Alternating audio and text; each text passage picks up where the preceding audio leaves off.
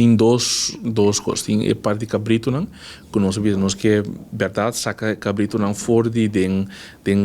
natureza, fora de mundo, não? E só para cabrito não agora cuidar de maneira profissional. Então, nós temos um projeto que nós estamos andando de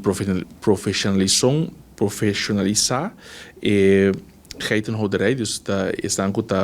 a manejar cabrito para assim de uma maneira profissional, quando por oferecer quando tem suficiente comida para não ter curar mais, nós podemos ajudar em diferentes aspectos também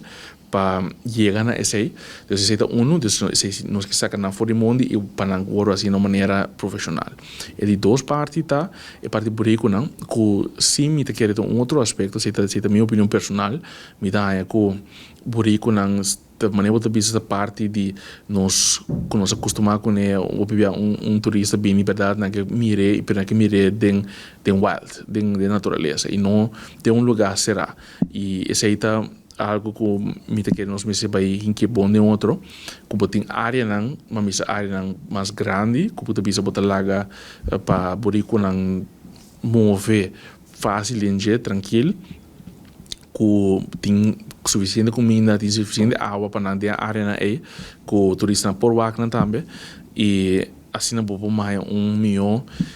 vamos dizer, situação agora aqui, que em vez de maneira tá, pero me te quer, verdade, se você saca burico na fora de quase da minha opinião, me te quer que isso aí tá, nota, pode quitando certa parte, não que tá echt único de boneiro, que me te quer que nós lo que perde.